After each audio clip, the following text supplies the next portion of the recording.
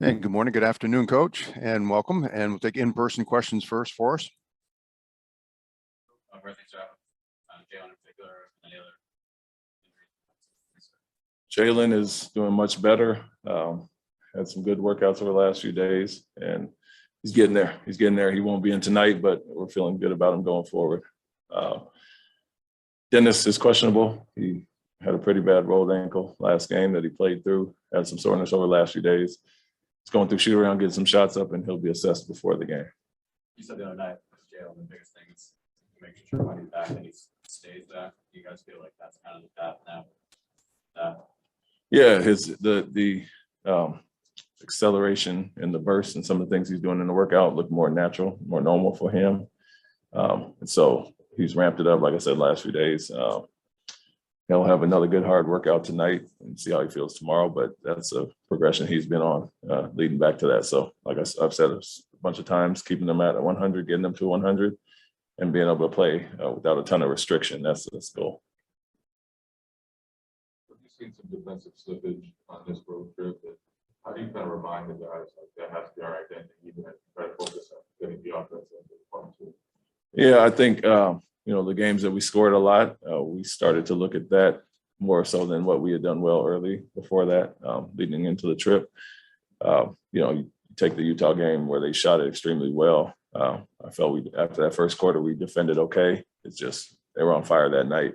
Laker game was the one that was disappointing, as I mentioned, where we didn't take away any of the strengths, any of the points of emphasis that we talked about before the game. They pretty much got everything they wanted as far as that.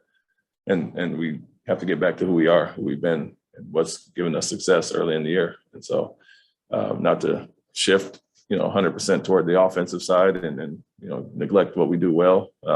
We got to get back to our identity, guarding the right way and paying attention to personnel and details. Has changed. It's an defensive thing, personnel. You're saying defensively? Yeah. I don't love our starts, how we've come out. I feel decent first quarter against Clippers, but that second quarter, and a lot had to do with turnovers that we, gifted them a ton of points in transition and fast break. But as I've mentioned, just some small details with personnel and coverages. And so we feel like we had some slippage there for sure, things that we had done well over the last 10 or so games. And just especially against a team like Phoenix tonight that executes so well and relies so heavily on a guy like Chris Paul. We have to be on point with what we're doing, who we're guarding, and how we're going to guard them. So get back to that identity, guard the way we're capable. That gives us a chance every night. What's made Phoenix so successful? Do you think obviously person's position is huge, but like to have this sustained run now, sometimes teams will have, you had your Cinderella year, blah, blah, blah, and then kind of pull that, but they've continued to ascend. Yeah, I think the continuity second year with this group together. Anytime you have Paul added to the mix, he elevates the group in general, which he did last year. But guys know their role, executed very well. They have a captain, a quarterback who really runs the ship well, and he's done that throughout his whole career. Have several playoff series and against him, and so I've seen it firsthand with him. But I think a lot has to do with their role players and how they accept what they're doing out there. Defensively, really good, solid group together with a big that kind of anchors them there, and then just the competitiveness of the group. So Monty has them playing well, coaching them well, and they're a solid group that you have to be very fundamental and execute well against. You guys are still trying to have your role players almost some of them kind of find their identities and things you can point to that these guys are doing, kind of almost examples of it that you can pull to some of your guys that are still looking for their niche a little bit. Yeah, I mean, it's just being excellent in whatever your role is. Certain guys are asked to do more, but kind of excelling in your role, being great at what you do. And so you can look at the guys, examples of, Jay Crowder, who's carved out his career doing what he does. Mikal Bridges came in as one thing and he's excelled at that, but he's also adding to his game and added every year. And so those are good examples of role players that are turning into obviously very valuable pieces for a championship contender. Couple Zoom questions back here, Coach. First from Mark Murphy, please. Hi, Ime. You talked about your starts. What is it about your team that they seem to play better from behind than when they actually have a lead? Yeah, the energy, intensity obviously picks up. You could say credit to them for battling back in games or playing harder when we get down, but we need to have that from the start of the game. How can we interject the energy and the effort from the get-go and not put ourselves in these poor situations? So I've talked to the team about that, getting off to better starts.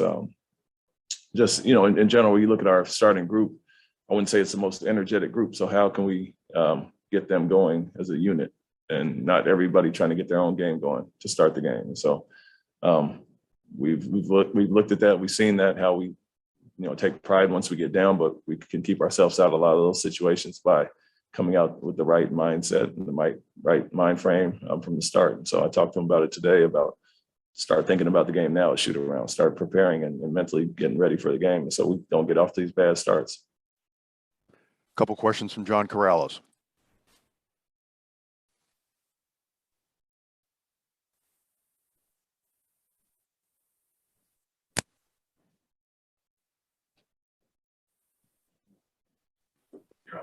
Go right ahead, John.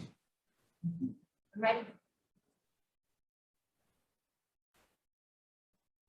May have to come back to John. Go ahead, Coach. What do you take from your time with Monty? First cross pass, he was my coach in Portland. Very helpful for me and the young guys that we had in Portland, very hands-on, great communicator. And then obviously crossing paths in San Antonio for those years when he was not coaching. Just got to be around him a ton, cross paths a lot of different places, it feels like. And, I went to Philadelphia when he left. And so we've talked over the years and have a solid relationship with him. Not a guy I talk to, on a day-to-day, month-to-month basis, but we do talk and have cross paths. So very helpful early in my career. And you could kind of see even back then in Portland, the trajectory he was on to becoming a head coach, and he was getting looks back then even. So I'm not surprised by what he's doing. And then Steve Kerr being named Team USA coach after Pop. How does he fit that role in your experience with him? He'll be fine. He'll be good. He'll, probably have a few of his players there. Obviously, that always helps. But, he's a guy that we relied on heavily to do what he did there in the last few years. But has a great pulse on the league and the way he's handled his team. It translates well to USA with all the superstars and egos and all that stuff. He deals with it well. So he'll be a great one there. We'll wrap it up right there. Thank you, Coach. Thank you. Alex, figured it out. Bro.